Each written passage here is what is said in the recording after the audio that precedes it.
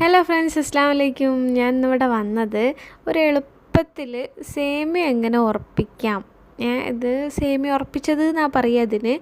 അപ്പോൾ നല്ല ടേസ്റ്റി ആയിട്ടുള്ള നമ്മളെ പായസത്തിൻ്റെ ഒക്കെ ഒരു നല്ല അടിപൊളി ടേസ്റ്റി ആയിട്ടുള്ളൊരു സംഭവം കേട്ടോ.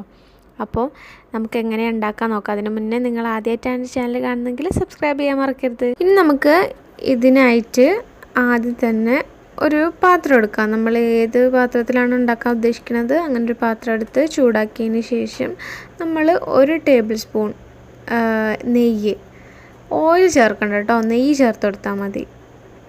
അപ്പം ഡാൽഡ പോലത്തെ നെയ്യ് ചേർത്താൽ മതി. അതിലോട്ട് നമ്മൾ അണ്ടിപ്പരിപ്പും മുന്തിരിയും ആദ്യം തന്നെ ഒന്ന് വറുത്ത് കോരിമാറ്റി വെക്കാം. കരിയാതെ നോക്കണേ.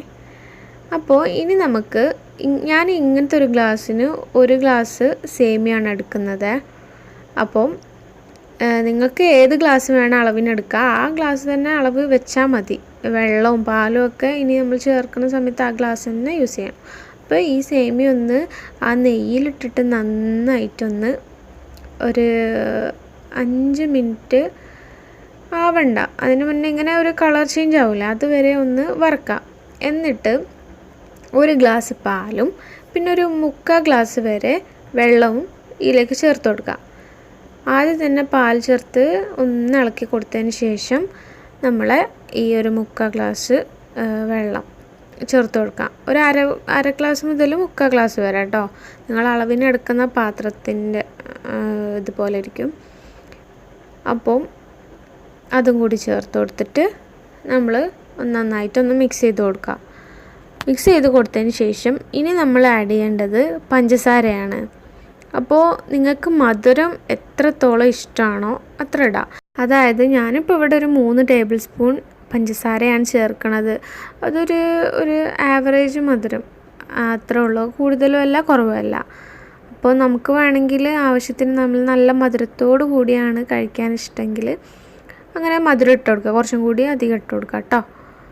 അപ്പം ഇനി നമുക്ക് ഇതിലോട്ട് ഒരു 1/4 ടീസ്പൂണ് നമ്മൾ ഏലക്കായ് പൊടിച്ചത്, അല്ലെങ്കിൽ ഒരു 2 ഏലക്കായ് ചതച്ചിട്ടാലും മതി.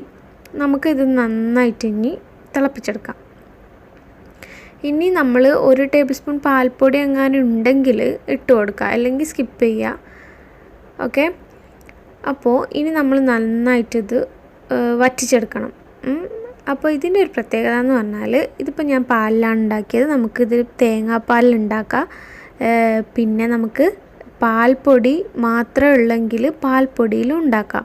അപ്പോൾ ആ പാൽ ചേർത്ത ആ സ്റ്റേജ് ഉണ്ടല്ലോ, ആ സ്റ്റേജിൽ നമ്മളെ ഇഷ്ടത്തിന് മാറ്റി കൊടുത്താൽ മതി. തേങ്ങാപ്പാൽ കുറച്ചും കൂടി നല്ല ടേസ്റ്റാണ് കേട്ടോ തേങ്ങാപ്പാൽ ഉണ്ടാക്കുമ്പോൾ.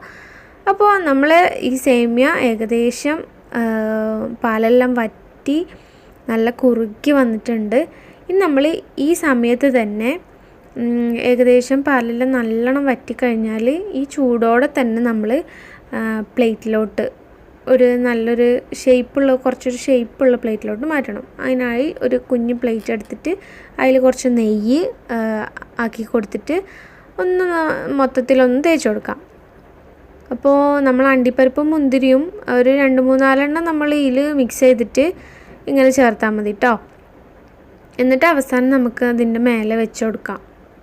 അപ്പം നമ്മൾ ഈ സേമിയ ഇങ്ങനെ ഒരു ഷേപ്പുള്ള പാത്രത്തിൽ ഇങ്ങനെ നല്ല അമർത്തിയിട്ട് നല്ല രീതിയിൽ ആക്കി കൊടുക്കാം.